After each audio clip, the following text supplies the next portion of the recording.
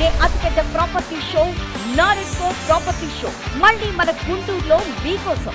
విజయవాడ, గుంటూరు పరిసర ప్రాంతాల్లో మీ అవసరాలకు అనుగుణంగా అపురూపమైన అపార్ట్మెంట్లు, villas, independent houses, open plots కోసం జనవరి 10, 11, 12 తేదీల్లో చేబ్రోలు హనుమయ్య కంపెనీ, బృందావన్ గార్డెన్స్, గుంటూరులో జరగనున్న నారెడ్కో ప్రాపర్టీ షోకి విచ్చేయండి. ప్రతిరోజు లక్కీ డ్రాలో అద్భుతమైన బహుమతులు గెలుచుకోండి. ప్రవేశం ఉచితం. వరలక్ష్మి గారు నమస్తే అండి.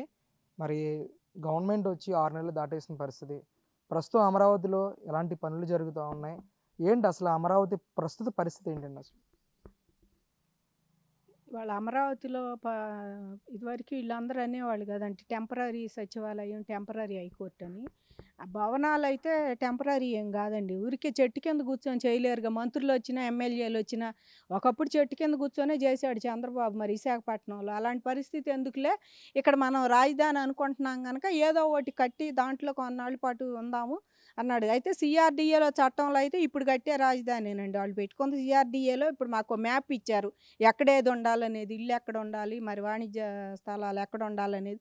అట్లాగే దానికి సచివాలయం, హైకోర్టు కలిపి ఇప్పుడు ఒక సాట కట్టాలని చెప్పేసి వాళ్ళు 200 కోట్లు పెట్టుబడి పెట్టి కూడా కిందంతా చేస్తే, ఈ ప్రభుత్వం వచ్చాక దాన్ని శాంతం నీళ్ళల్లో ముంచేసింది. అంటే నీళ్లు పట్ట, మీరు ఏదైనా పైకి లేపేదైనా చేస్తే నీళ్లు పట్టవు. మీరు అన్నీ ఎక్కడికక్కడ బ్లాక్ చేసి వెళ్ళాల్సినవి అవి కూడా వాటర్ వెళ్ళేది, ఈ డ్రైనేజ్ సిస్టమ్ కూడా ఉంది, ఆయన పెట్టాడు ఈ పొలాలు ఇవన్నీ అని చెప్పేసి ఆయన ఎక్కడ నీళ్ళు అక్కడ పోయేటట్టు డ్రైనేజ్ సిస్టమ్ ఎక్కడికక్కడ పెట్టుకొస్తే మీరు అవి కూడా బ్లాక్ చేసి అసలు ఎక్కడ చొక్క నీళ్లు బానీయకుండా మొత్తం దాన్ని ముంచేసి నీళ్ళమయం చేశారు. దాన్ని చేస్తే వాళ్ళు మళ్ళీ వాళ్ళని పెద్ద పెద్ద ఇంజనీర్లను తీసుకొచ్చి చూపించి అది మళ్ళీ పనికి వస్తుంది అని చెప్తే మళ్ళీ నీళ్ళన్నీ తోడేసి ఇప్పుడు దాన్ని కట్టాలని చెప్పేసి మళ్ళీ మొదలు పెట్టినట్టున్నారు. సచివాలయం, హైకోర్టు 2,500 కోట్లు దానికి ఎస్టిమేషన్ వేసి ఎప్పుడో గతంలో చంద్రబాబు గారు దిగిపోయేటప్పుడు శంకుస్థాపన చేశారు. కింద చాలా వరకు అయ్యింది కూడా, బేస్ మట్టం కూడా, దాన్ని కూడా వీళ్ళు ఆగం చేశారు. ఇప్పుడు మళ్ళీ అది రెడీ చేస్తున్నారు. భవనాలు అయితే శాశ్వతమే కదా, అటు ఇట్లో అయ్యోటి పెట్టుకుంటారు. ఎన్ని రాట్ల ఇప్పుడు కేంద్ర సంస్థలు బోల్డ్ అని రావాల్సింది, మరి వాళ్ళు కట్టుకోలేమంటే దాటినే ఇస్తారు. ఏముంది అందులో ఉండి చేసుకోమంటారు పనులు వాళ్ళు మళ్ళీ కట్టుకునేదాకా. అట్లాగే కొన్ని ఉపయోగించుకోవడానికి భవనాలు ఉపయోగపడతాయి. వీళ్ళైతే ఇప్పుడు మా చాలా సంతోషంగా ఉందండి. నేను నీళ్ళన్నీ లాగిచ్చేసారు అక్కడ, నీళ్ళన్నీ లాగిచ్చారు. ఇంకా అయ్యో మీ వస్తాయి అని చెబుతున్నారు, బిట్స్ పిల్లని ఒకటి, మరి ఇలాంటివి కూడా కొన్ని వస్తున్నాయి అని చెబుతున్నారు. బిట్స్ పిల్లని రావటం అంటే మాటలు కాదు, మరి ఎవరైనా దాన్ని స్వాగతించాలి. ప్రతిపక్షంలో జగన్మోహన్ రెడ్డి అయినా స్వాగతించాల్సిందే. ప్రతిపక్షం కానీ ప్రతిపక్ష నాయకుడు కనుక ఆయన ఇంకా నాకు ప్రతిపక్షంలో ముందు సీట్ ఇస్తేనే వస్తాను అంటున్నాడు కనుక మరి దీని మీద ఆయన ఎంతసేపటికి నేను వచ్చి జనంలో పాదయాత్ర చేస్తాను, ఏమి ఇవ్వలేదు, ఏమి ఇవ్వాలి వాళ్ళకి, ఈయనేమి ఇచ్చాడు, రాగానే ఈయనేమి ఇచ్చాడు, ఈయన అధికారంలో ఉన్నప్పుడు అమరావతి ఇక్కడే ఉంటుందని అందరూ చెప్పారు. మరి ఆ రోజు నువ్వు బయటకు వచ్చి ఉండదు ఇది అమరావతి నేను చేయనయ్యా అని నువ్వు ఓట్లు మేనిఫెస్టోలో ఆ రోజు ఓట్లు అడిగేటప్పుడు చెబితే అప్పుడు నీకు ఎన్ని ఓట్లు వచ్చాయో చూసే పని.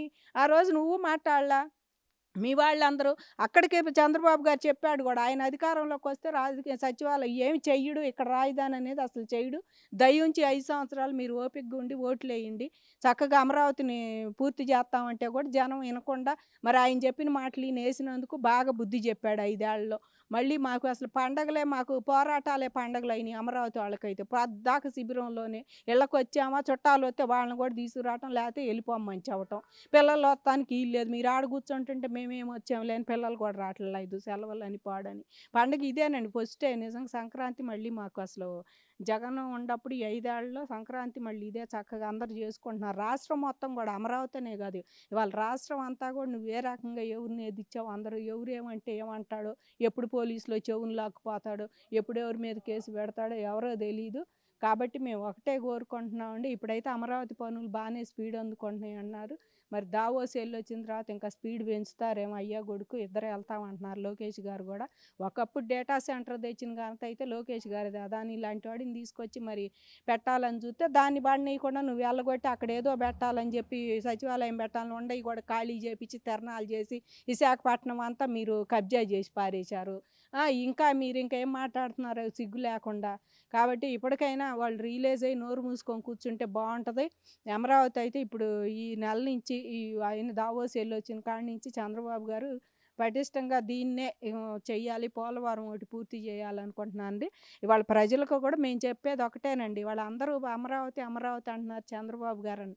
పోయినసారి ఆయన చేసిన పనులు చెప్పలేక ఓడిపోయారు నిజం చెప్పాలంటే తెలుగుదేశం వాళ్ళు. ఇప్పుడైనా చేసిన పనులు 10 సార్లు చెప్పాలి, చూపించాలి వాళ్ళు. చెప్పాలి అమరావతి అమరావతి అంటే అమరావతితోనే వాళ్ళ ఆంధ్రప్రదేశ్ భవిష్యత్తు అయితే ముడిపడి ఉంది, అది ఒప్పుకోవాలి. ఎందుకంటే 8,000 ఎకరాలు ఉన్నాయి ఇక్కడ.